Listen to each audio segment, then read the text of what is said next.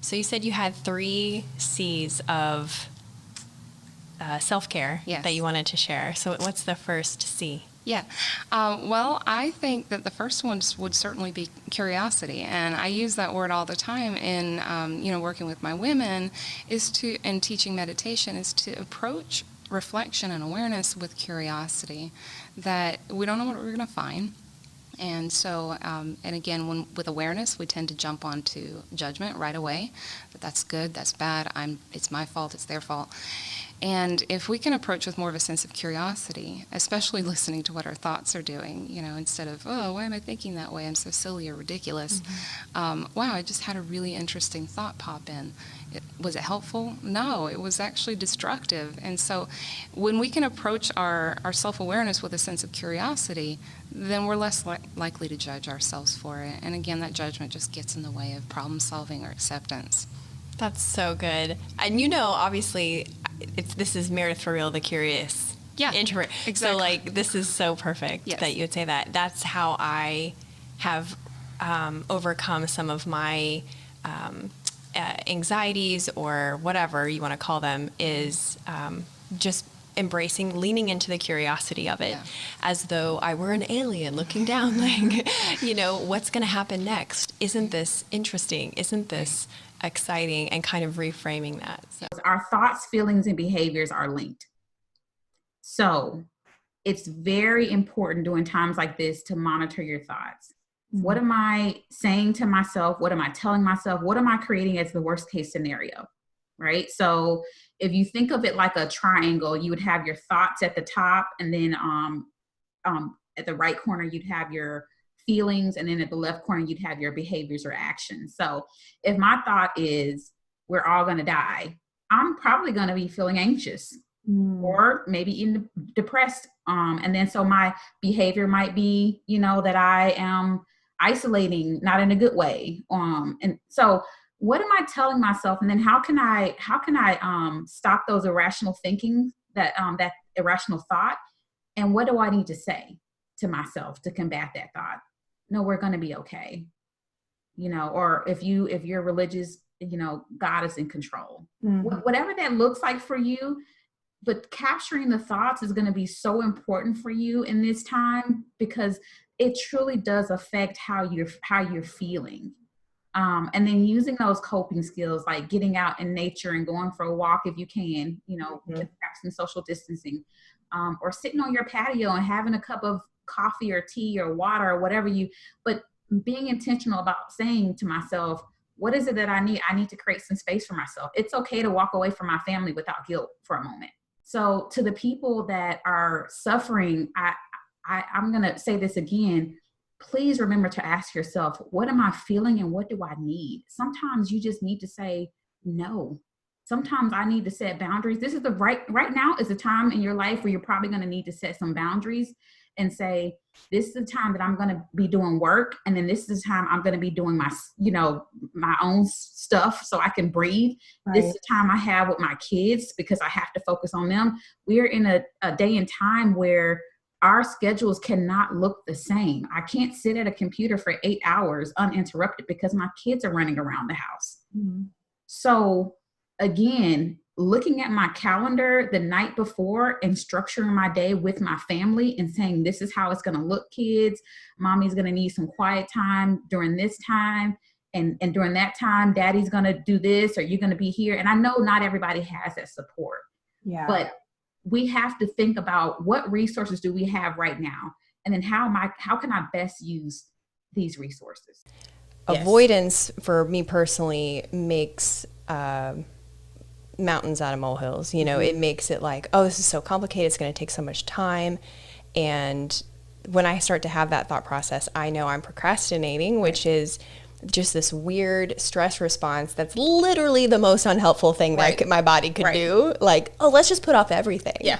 And let you think about everything at once, but nothing at all. So helpful. Thanks, brain. Love you. Mean it. Not really. I love it. Saying yes to mental health. So what are the consequences of not saying yes to mental health? I think it's exactly what you mentioned. It's like a total shutdown. It really is. It's binging on Netflix because now you can't do anything else. I always say your body is going to take what it needs eventually. It's going to somehow. And so I think giving yourself those moments to sort of breathe. And one of the things I tell my clients is I say, if you think about your day like a balloon, so you wake up and it's already probably getting full because maybe the alarm clock rubbed you the wrong way, and then it just continually, expands. And what we need to do is create little holes in our day where we can like poke the balloon so we can kind of release that, so that when we get home with our families, we aren't like explosive, So I think taking moments when you're in the car to do some breathing or to like not put on the radio because, sometimes the brain doesn't know the difference between like good noise and bad noise, and when I say noise, I mean stressors, so again, that quiet time can allow you to kind of like release the air, from the balloon so that you aren't explosive and so that you can think clearly and you can have empathy and you have room for other people and their worlds and their stressors, If ADHD is a part of your superpower tool belt, that's the key. So maybe take that quiz that you mentioned first. And then the second thing that I'm hearing you say is be your own advocate. Figure out what you need. When you were talking, I was remembering that there were times where I was in like a professional setting and there was a television on and I had to be like, guys, can we just shut that TV on? Sorry, I'm just, I can't hear it and hear you, and I really want to hear you right now. So I didn't even use the words ADHD or, I was afraid it would be too dismissive. And quite frankly, as I've told you, I've never been officially diagnosed, but just to frame it in a way like, hey, I want to be here with you and I can if that TV's on. There's a thing called cognitive hyperactivity, not just hyperactivity. So when you're talking about the song, cognitive hyperactivity is this busyness in our head that it often isn't quiet all day. There's something going on. No, yeah, there's always. Other people, it gets quiet in here. And if you're a meditator, you can get it quiet in there. If you're in nature or other things, you might get it quiet in there. But typically it isn't. So cognitive hyperactivity is going to show up much more than the hyperactivity that you would see in a kid. So we aren't going to be like looking like this as adults, although some of us do. And I still wiggle and move sometimes when I get excited like that. But I think that a lot of people are missing cognitive hyperactivity so that you aren't truly inattentive primarily. You're both because you're not hyper this way, but you're hyper in here. So you are a combination of both. And there are things to address the cognitive hyperactivity. I think when you look at, whatever your situation is, whatever a person listening to this, whatever their situation is, and then you look at a moment, a story that it did end up not just okay, but it ended up really special and it deepened your gratitude, as you said, or it made you fall in love with a group of people that you would have never have met, then sometimes that gives us the hope and the strength to go, you know what, it's all right. It'll be okay. And maybe there's something cool that I can uncover throughout this. Yeah. And everyone's level of uncomfortable is different. And I didn't start out like this. I mean, I was deathly afraid to fly. I was afraid of sharks. And I just woke up one day and said, I don't want to live life being afraid. And, I don't like that this has this mental control over me. So I just started doing things until I wasn't afraid. And the same with motorcycles. I mean, I've had friends die and I've known people who have lost limbs, and yeah, you obviously hear how dangerous they are, but I didn't want to live life in fear of anything. And I still feel that way. If there's something that does completely scare me, I will just jump into it head on. And, I think that people need to just take baby steps. Just whatever makes you uncomfortable now, figure out how you deal with it. Maybe you don't deal with it the same way I do. That's okay too. But just take baby steps and you'll be surprised what you can do and what you kind of get used to, and your threshold will start to get more and more. But in your clinical experience, have you found certain personality types more vulnerable to cult recruitment than others? I have found, even though, I think there are two things to look at. One is the what, like what part of a personality, what might make you more susceptible, and it's also the when. So the when I'll go through first because that's usually the unexpected part. There are people who will say that they were very susceptible to a message of, we want to be your new family, or we can help you regain your health. We can help you feel connected. We can help you have a relationship with God. We can do whatever. And you were open to it because it was the first time you were away from home, or you just incurred a loss in your family, or you just diagnosed with something. And so suddenly the recruitment pitch worked for you when a couple months before you would have walked right by these people who were trying to get you to come in. So I think that there are a lot of people who will say, I was open to the message then. The part is that for some people, they're looking for connection. They're feeling disenfranchised. They're feeling like they need a sense of connection and community because they just haven't felt that way. They haven't felt like they found their people. And cults will kind of pose as your people.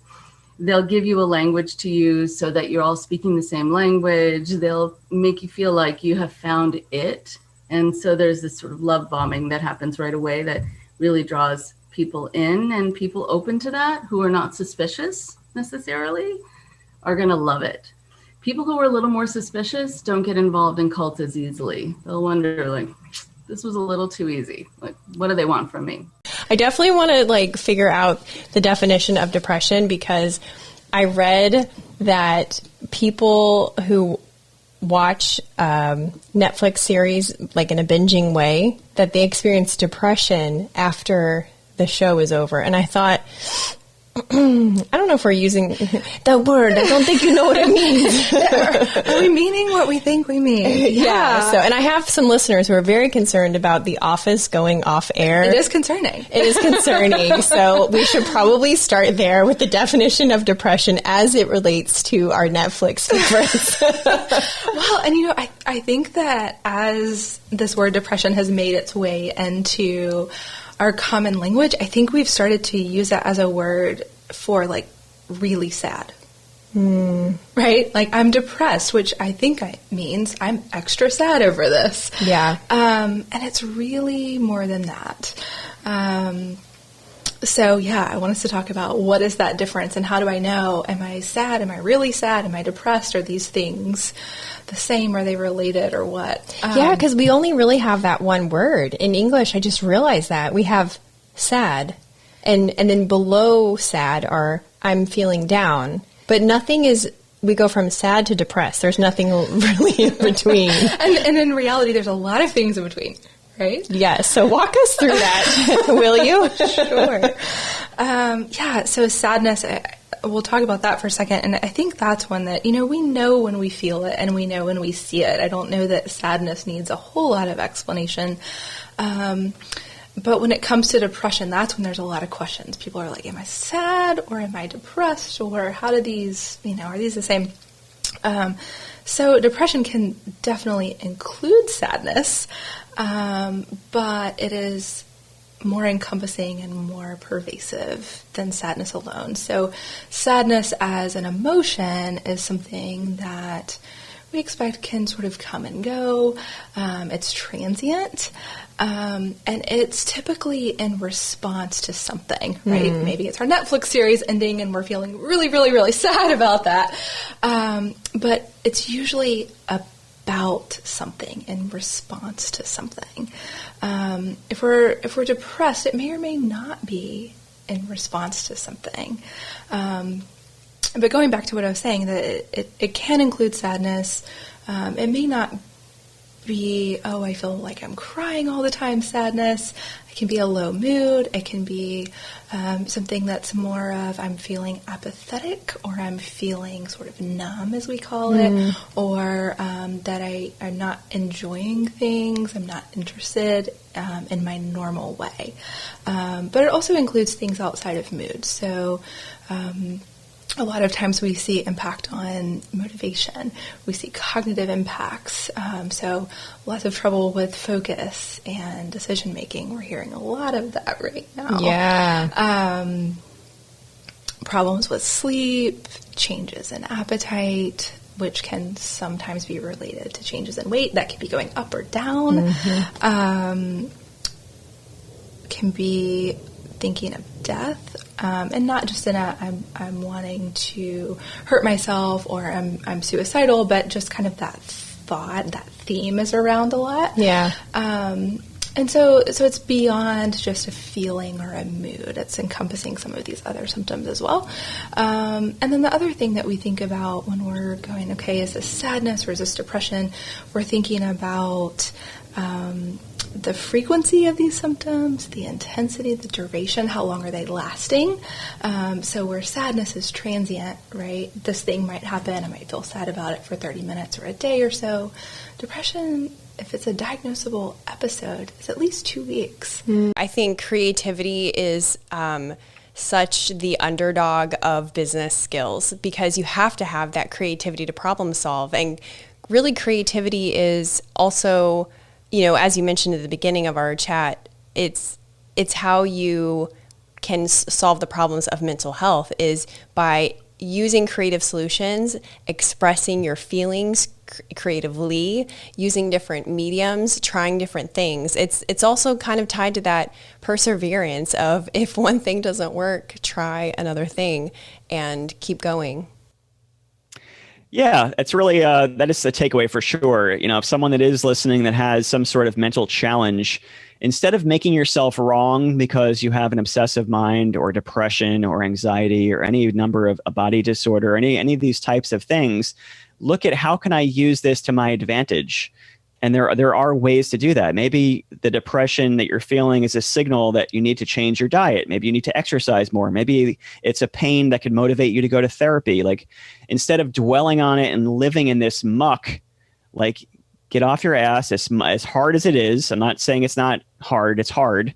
Do the really, really fucking hard work and do what you got to do, and look for a way to kind of reconstruct your software in a way that serves you instead of takes you down, and that's sort of where creativity and analytical thinking sort of can make beauty in the world. What were some other stigmas that you had about marijuana, or even specifically medical marijuana, that kept you from thinking that idea at all? Oh man, there's so many, right? So when you think about medical marijuana, right, when you think about the actual term of it, it must be an illegal drug that has a negative connotation, that you're a pothead, right? That's the first thing that people think of. Like, you must be a pothead. You must, sit on your couch and smoke weed all day. You must be, because it's always been classified as like the gateway drug, right? Like, right. It's the gateway drug.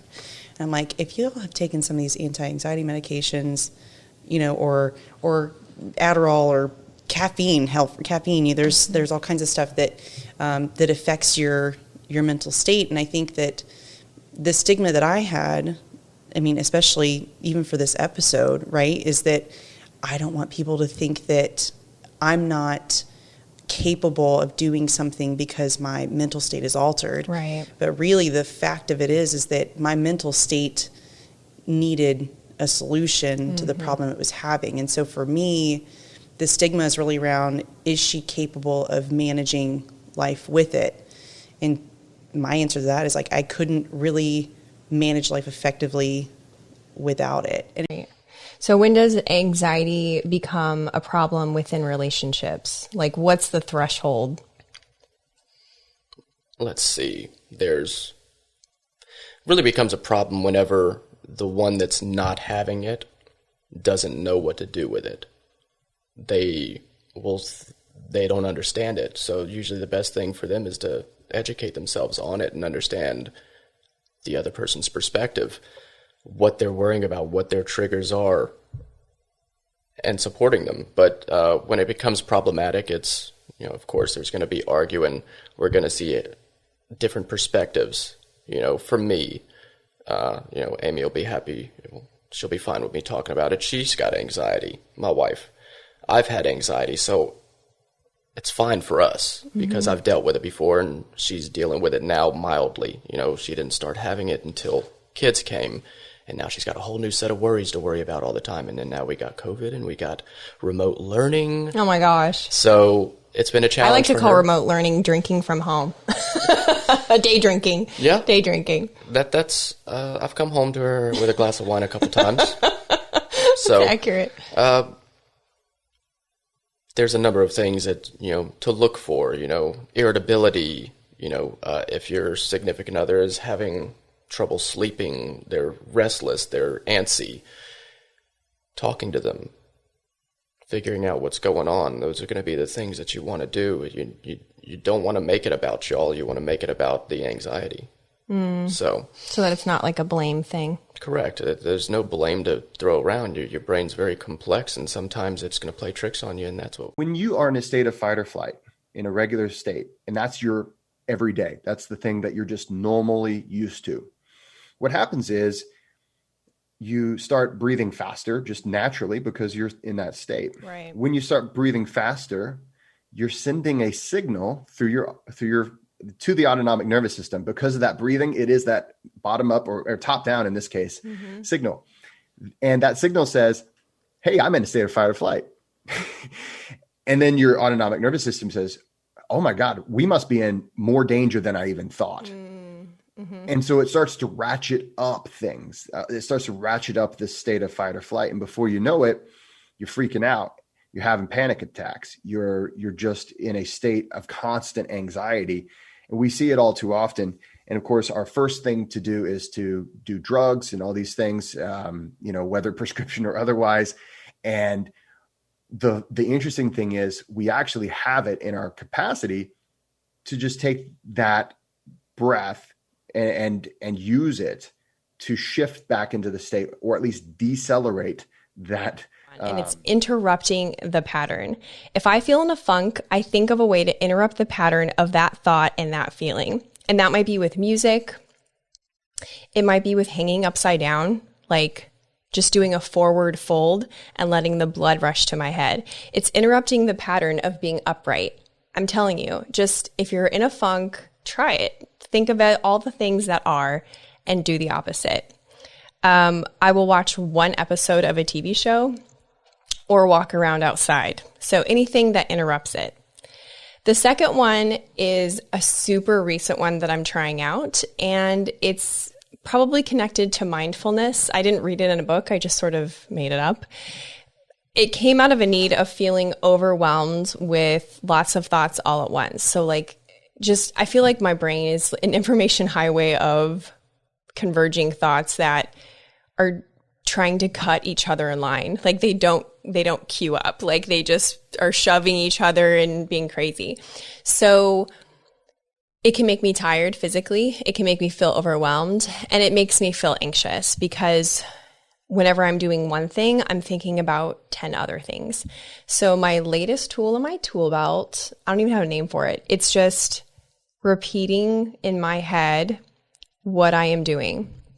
So I'll be showering and I will tell myself, okay, I'm taking a shower. I'm exactly where I need to be at this moment. Showering at this moment is my only job. Oh my gosh, it's been really great. So it has really helped me operate in peace and flow instead of panic and being a crazy person. Hey, you're still here. That's awesome.